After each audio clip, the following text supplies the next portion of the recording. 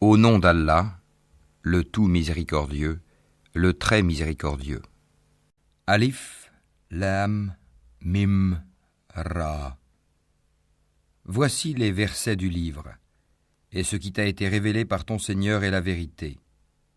Mais la plupart des gens ne croient pas. Alif, Lem, millimètre, R, il a déjà été question de telles lettres spar au début de sourate al-Baqarah. Les versets sublimes de cette sourate et le Coran qu'Allah révèle, messager, est la vraie qui n'est entache par aucun doute. Celui-ci provient indubitablement d'Allah, mais la plupart des gens n'y croient pas car ils sont tentes et orgueilleux. Allah est celui qui a élevé bien haut les cieux sans piliers visibles. Il s'est établi, istawa, sur le trône, et a soumis le soleil et la lune, chacun poursuivant sa course vers un terme fixé. Il règle l'ordre de tout et expose en détail les signes afin que vous ayez la certitude de la rencontre de votre Seigneur. Allah est celui qui créa les cieux et les leva sans support visible. Ensuite, il monta et s'établit sur le trône d'une manière qui lui cède, exalte soit-il. On ne doit, sur ce point, pas chercher connaître le comment y faire des analogies. Il a soumis le soleil et la lune pour qu'ils répondent aux intres de ses serviteurs, et chacun de ces deux astres se place jusqu'à un terme fixe par la science d'Allah. Allah termine ce qu'il veut dans les cieux et la terre, et fait ressortir les signes de son pouvoir afin que vous acquériez la certitude de rencontrer votre Seigneur le jour de la résurrection, et que vous vous y prépariez en accomplissant de bonnes œuvres. Et c'est lui qui a étendu la terre et y a placé montagnes et fleuves. Et de chaque espèce de fruit, il y établit 2 éléments de couple. Il fait que la nuit couvre le jour. Voilà bien là des preuves pour des gens qui réfléchissent. C'est lui aussi qui a tendu la terre et y ancre des montagnes, afin qu'elle ne vacille pas sous les gens. Il crée dans chaque varie de fruits un couple semblable au couple mâle et femelle chez les animaux, et avec la nuit, il couvre le jour qui s'assombrit après avoir été clair. Ce sont elles des indices et des preuves à des gens qui réfléchissent la création d'Allah et l'Amdite, eux seuls tirent profit de ces indices et ces preuves.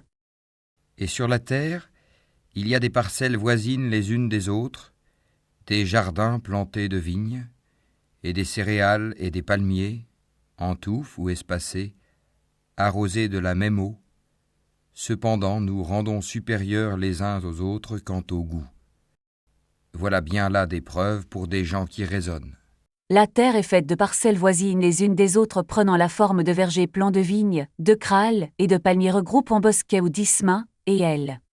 Ces vergers et ces champs de krahal sont à Ross avec la Madame O. Cependant, nous accordons une supériorie de certains fruits et grains sur d'autres par leur goût et d'autres avantages alors que l'eau qui les arrosait la Madame. Ce sont elles aussi des indices et des preuves des gens qui usent de leur raison, eux seuls en tirent des enseignements.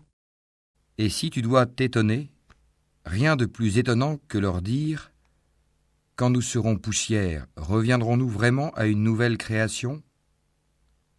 Ceux-là sont ceux qui ne croient pas en leur Seigneur. Et ce sont eux qui auront des jougs à leur cou. Et ce sont eux les gens du feu, où ils demeureront éternellement. Messager, si tu dois te tenir de quelque chose, tonne-toi du rejet qui est le leur de la ressuscitation et de la protestation qu'ils formulent en ces termes. Est-ce que lorsque nous serons morts et devenus poussière, que nos œufs seront poreux, nous serons ramène la vie? Ces gens, qui rejettent la rallye de la ressuscitation les croient que leur Seigneur puisse ressusciter les morts, on leur mettra au cou des chaînes de feu le jour de la résurrection, et ils seront les habitants du feu, où ils demeureront éternellement. Elle-bas, la mort, n'abrogera pas leur souffrance, et leur supplice ne s'interrompra jamais. Et ils te demandent de hâter la venue du malheur plutôt que celle du bonheur.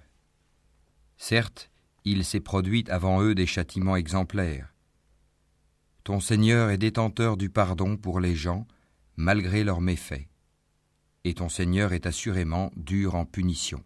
Messager, les politistes veulent que tu aies la punition, et il leur tarde qu'elle s'abatte sur eux avant Madame qui n'ait fini de jouir des bienfaits qu'elle a leur destin. Or, de nombreux peuples négateurs du pass ont été punis. Pourquoi n'en tirent-ils pas des enseignements? Messager, ton Seigneur pardonne certainement aux gens malgré leur injustice, et ne s'empresse pas de les punir afin que peut-être, ils finissent par se repentir lui.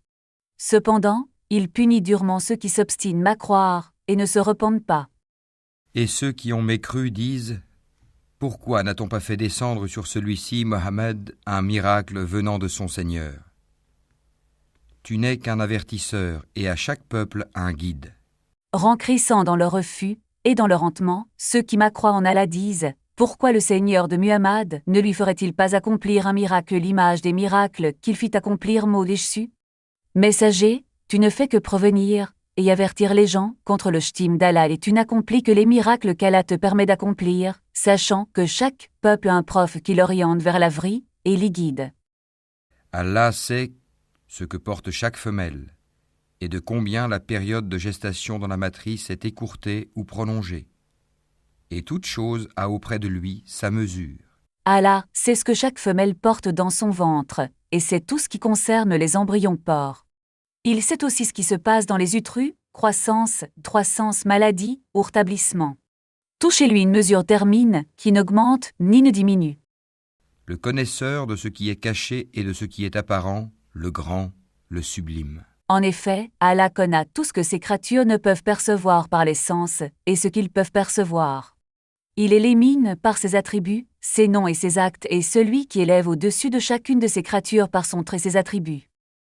Sont égaux pour lui celui parmi vous qui tient secrète sa parole et celui qui la divulgue, celui qui se cache la nuit comme celui qui se montre au grand jour. Il connaît ce qui est secret et encore plus intime que le secret.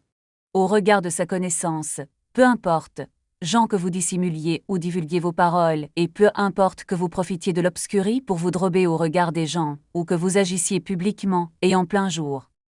L'homme a par devant lui et derrière lui des anges qui se relaient et qui veillent sur lui par ordre d'Allah. En vérité, Allah ne modifie point l'état d'un peuple tant que les individus qui le composent ne modifient pas ce qui est en eux-mêmes. Et lorsqu'Allah veut infliger un mal à un peuple, nul ne peut le repousser, ils n'ont en dehors de lui aucun protecteur. Allah poste des anges qui se relaient auprès de l'être humain. Certains viennent la nuit et d'autres le jour afin, par ordre d'Allah, de le préserver de malheurs dont Allah décreta qu'il devait être préservé de consigner ses dires et ses actes. Allah n'empire pas le tas d'un peuple tant qu'il ne cesse de trier reconnaissant, et lorsqu'Allah tire anéantir un peuple, rien ne saurait l'en empêcher gens, vous n'avez d'autre allié se chargeant de vos affaires qu'Allah auprès de qui vous vous réfugiez, pour qu'il dissipe votre malheur. C'est lui qui vous fait voir l'éclair qui vous inspire crainte et espoir. Et il crée les nuages lourds. Jean, Allah est celui qui vous fait voir l'éclair, qui suscite en vous la crainte de trifoudroie, et vous fait espérer une pluie prochaine. Il est aussi celui qui fait exister des nuages alourdis d'une abondante pluie. Le tonnerre le glorifie par sa louange, et aussi les anges, sous l'effet de sa crainte. Et il lance les foudres dont il atteint qui il veut. Or, il dispute au sujet d'Allah, alors qu'il est redoutable en sa force. Le tonnerre glorifie et loue son Seigneur. Les anges le glorifient également par crainte, par vénération et par respect. En outre, Allah envoie la foudre consumer celle de ses créatures qu'il choisit pour les anéantir. Malgré cela, il polémique au sujet de l'unicité d'Allah. Allah est certes d'une force redoutable contre ceux qui lui désobéissent. À lui l'appel de la vérité. Ceux qu'ils invoquent en dehors de lui ne leur répondent d'aucune façon. Semblable à celui qui étend ses deux mains vers l'eau pour la porter à sa bouche, mais qui ne parvient jamais à l'atteindre. L'invocation des mécréants n'est que vanité. La revendication de l'unici n'appartient qu'à la seule et personne ne peut s'en réclamer. Quant aux idoles que les politistes invoquent la place d'Allah, elles ne les exaucent pas quelle que soit la roque pour laquelle ils les sollicitent. Leur invocation est semblable à une personne à soif qui tend sa main vers l'eau afin de se saltrer, sans jamais parvenir à atteindre cette eau. Ainsi, l'invocation qui est faite par les macrants leur idole est vaine et éloigne de ce qui est correct puisqu'elles sont incapables de leur attirer un bienfait ou douanier de l'une nuisance. Et c'est à Allah que se prosternent bon gré mal gré tous ceux qui sont dans les cieux et sur la terre, ainsi que leurs ombres, au début et à la fin de la journée. C'est à Allah seul que se soumettent par la prosternation tous ceux qui peuplent les cieux et la terre. Les croyants et les macrants se soumettent les uns comme les autres avec pour seule différence que les croyants se soumettent libres tandis que les macrants le font sous la contrainte malgré le fait que leur saine nature leur dicte de se soumettre librement. Dis, qui est le Seigneur des cieux et de la terre ? Dis, Allah. Dis, Et prendrez-vous en dehors de lui des maîtres qui ne détiennent pour eux-mêmes ni bien ni mal ? Dis, sont-ils égaux, l'aveugle et celui qui voit ? Ou sont-elles égales, les ténèbres et la lumière ? Ou donne-t-il à Allah des associés qui créent comme sa création au point que les deux créations se soient confondues à eux ? Dis, Allah est le créateur de toutes choses, et c'est lui, l'unique, le dominateur suprême. Messager, dit aux Macrans qui adorent des divinités avec Allah, qui est le créateur des cieux et de la terre et leur gestionnaire. Puis dis-leur, Messager, Allah est leur créateur et leur gestionnaire, et vous reconnaissez cela.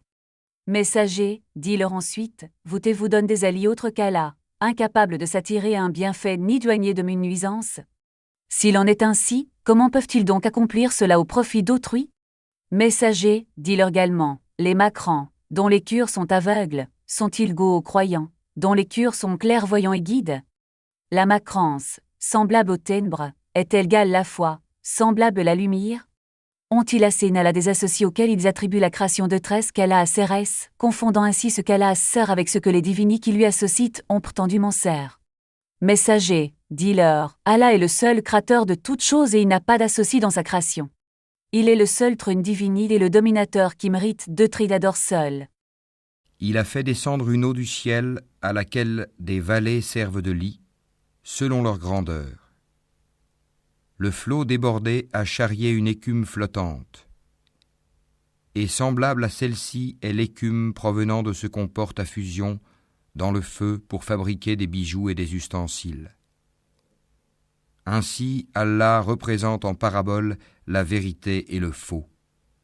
L'écume du torrent et du métal fondu s'en va au rebut, tandis que l'eau et les objets utiles aux hommes demeurent sur la terre. Ainsi, Allah propose des paraboles. Afin de souligner le caractère pémre du faux et la prénie du vrai, Allah donna deux paraboles. La première correspond l'eau d'une pluie qui descend du ciel et qui inonde les vals, qu'elle soit profonde ou non, charriant sa surface de l'écume et de la mousse. La seconde correspond aux minerais que les gens font fondre afin d'en fabriquer des parures dont ils s'embellissent. C'est par de telles paraboles qu'Allah définit le vrai et le faux.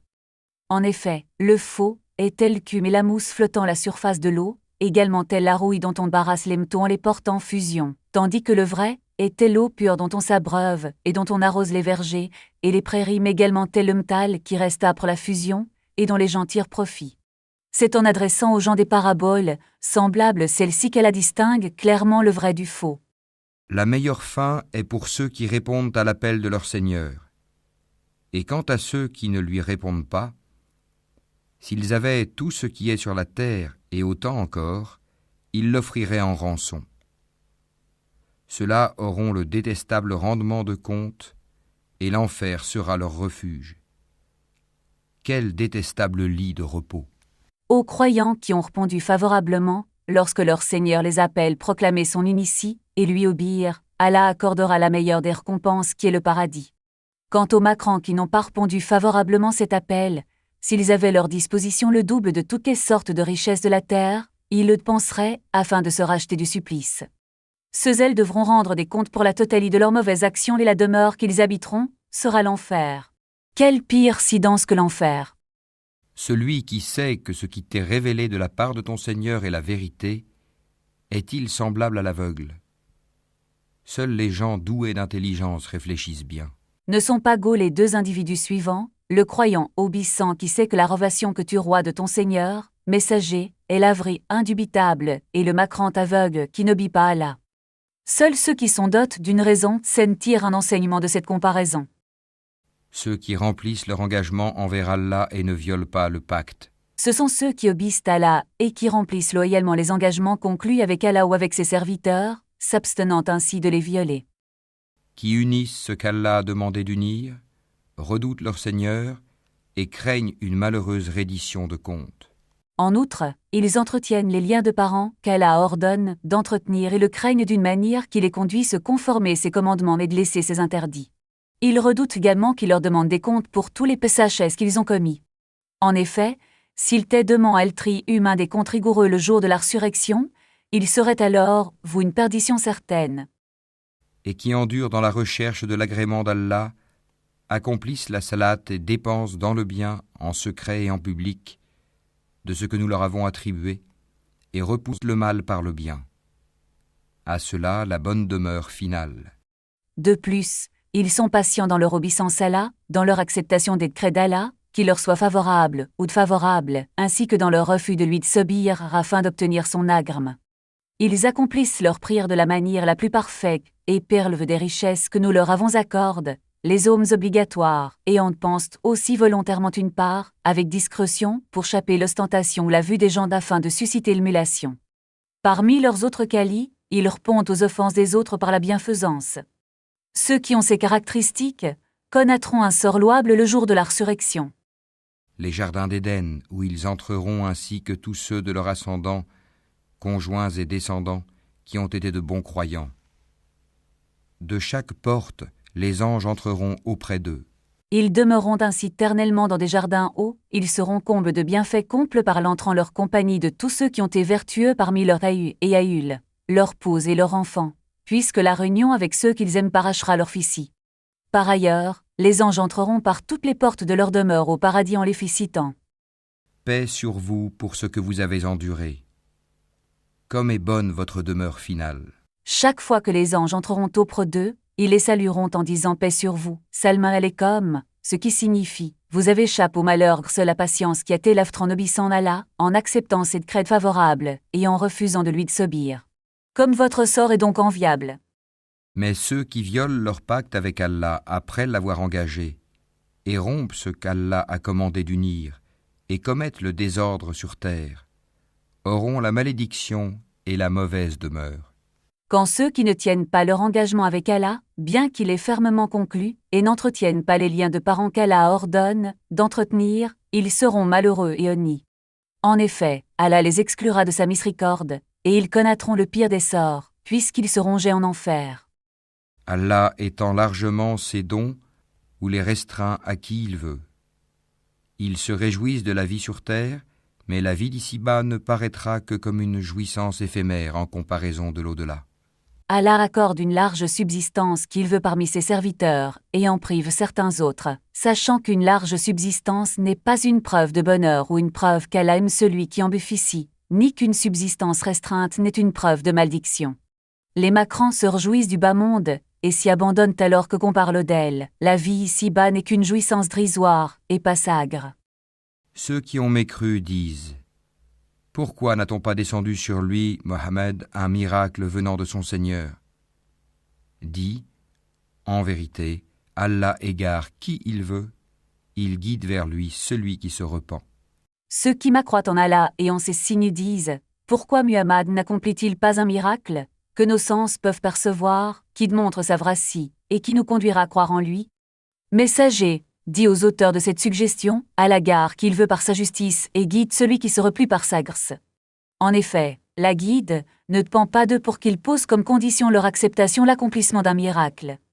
Ceux qui ont cru et dont les cœurs se tranquillisent à l'évocation d'Allah. N'est-ce point par l'évocation d'Allah que se tranquillisent les cœurs ? Ces gens qu'Allah guide sont les croyants dont les cœurs s'apaisent en voquant Allah, quand ils proclament sa louange et sa gloire, et récitent ou écoutent la récitation de son livre. C'est par l'évocation d'Allah seul que les cœurs s'apaisent, et c'est d'ailleurs par elle seule qu'ils doivent s'apaiser. Ceux qui croient et font de bonnes œuvres auront le plus grand bien et aussi le plus bon retour. Ces gens qui croient en Allah et accomplissent des œuvres qui les rapprochent de lui, connaîtront une vie agréable dans l'au-del, et un sort enviable, l'entre au paradis. Ainsi nous t'envoyons dans une communauté que d'autres communautés ont précédée, pour que tu leur récites ce que nous te révélons, le Coran, cependant qu'ils ne croient pas au tout miséricordieux. Dis, c'est lui mon Seigneur, pas d'autre divinité à part lui, en lui je place ma confiance, et à lui je me repens. Messager, nous t'avons envoyé transmettre le madame message, que les pères de messagers ont transmis leur peuple. Nous t'avons en effet envoyé citer au tien le Coran que nous t'avons révélé et ce livre suffit prouver la vracie de ce que tu dis, mais ton peuple la rejette car il m'accroît au tout miséricordieux et lui associe des divinités. Messager, dis-leur, le tout miséricordieux, auquel vous associez des divinités, est mon Seigneur l'unique, en dehors duquel il n'existe pas de divinité méritant de trier adore. C'est lui que je m'en remets dans toutes mes affaires et c'est lui que je me repeine. S'il y avait un Coran à mettre les montagnes en marche, à fendre la terre ou à faire parler les morts, ce serait celui-ci.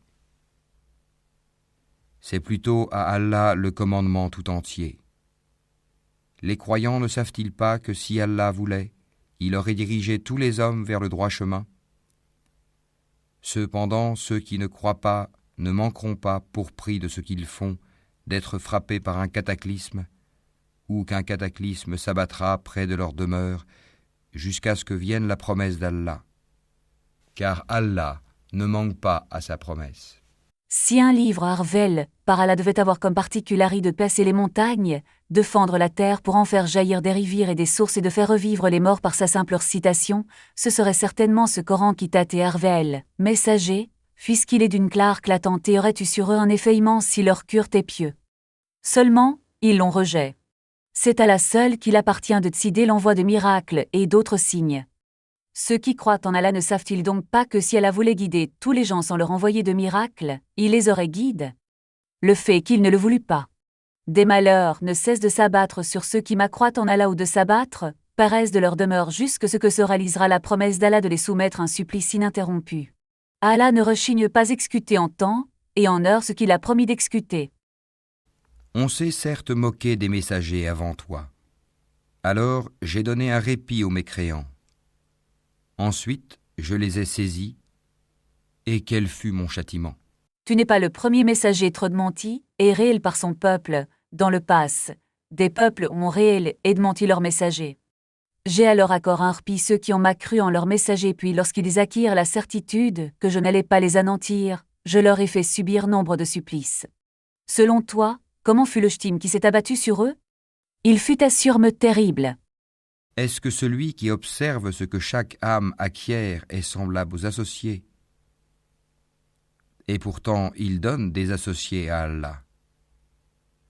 Dis-leur, nommez-les, ou essayez-vous de lui apprendre ce qu'il ne connaît pas sur terre ?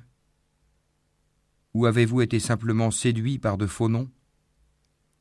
En fait, on a embelli aux mécréants leurs stratagèmes, et on les a empêchés de prendre le droit chemin. Et quiconque Allah laisse égarer n'a plus personne pour le guider. Qui mérite le plus de tri adore, celui qui se charge de pourvoir toutes les créatures et observe les agissements de chaque créature pour ensuite la rétribuer, ou ces idoles indignes de tri adore qui ont injustement été associées à Allah par les macrants ? Messager, dis-leur, nommez les associés que vous adorez avec Allah si vous êtes véridique dans vos prétentions. Apprenez-vous Allah, qu'il a des associés sur terre, qui ne connaît pas, ou lui donnez-vous de simples noms, qui n'ont aucune rallie ?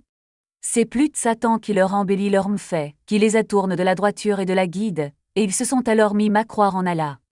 Or, lorsqu'Allah gare quelqu'un de la voie de la droiture, personne ne peut le guider. Un châtiment les atteindra dans la vie présente. Le châtiment de l'au-delà sera cependant plus écrasant, et ils n'auront nul protecteur contre Allah. Ils subiront dans le bas monde un ch'tim, la mort et la captivité que leur infligeront les croyants, tandis que le ch'tim de l'au-del sera plus dur et plus terrible que celui du bas monde, puisqu'il sera plus dur et plus durable. De plus, personne ne pourra leur viter le ch'tim d'Allah le jour de la résurrection. Tel est le paradis qui a été promis aux pieux, sous lequel coulent les ruisseaux. Ses fruits sont perpétuels, ainsi que son ombrage. Voilà la fin de ceux qui pratiquent la piété, tandis que la fin des mécréants sera le feu. Le paradis, qu'Allah a promis aux pieux, qui se conforment à ses commandements et laissent ses interdits, contient des palais et des jardins sous lesquels coulant des rivières et produit des fruits longueur de temps sans interruption, contrairement aux fruits du bas monde. De madame, l'ombrage de ces arbres est éternel et ne rétrécit pas. Ceci est le sort que connaîtront ceux qui craignent Allah, se conforment à ses commandements et laissent ses interdits. Quant aux macrants, leur sort sera de triger en enfer où ils demeureront éternellement. Et ceux à qui nous avons déjà donné le livre se réjouissent de ce qu'on a fait descendre vers toi. Tandis que certaines factions en rejettent une partie. Dis, il m'a seulement été commandé d'adorer Allah et de ne rien lui associer. C'est à lui que j'appelle les gens, et c'est vers lui que sera mon retour. Les Juifs qui nous avons donné la Torah et les Sertiens qui nous avons donné l'Évangile se réjouissent de ce qui t'a Arval, Muhammad, car il est conforme en partie ce qui leur a été Arval. Certaines sectes juives et certaines rejettent une partie de ce qui t'a été Arvel car elles ne concordent pas avec leur passion et considèrent cette partie comme ayant été modifiée et altre. Messager, dis-leur, Allah seulement ordonne de l'adorer seul et de ne rien lui associer. C'est lui seul que j'appelle et non une autre divinité et c'est vers lui que je retournerai. C'est cela qu'enseignent la Torah et l'Évangile.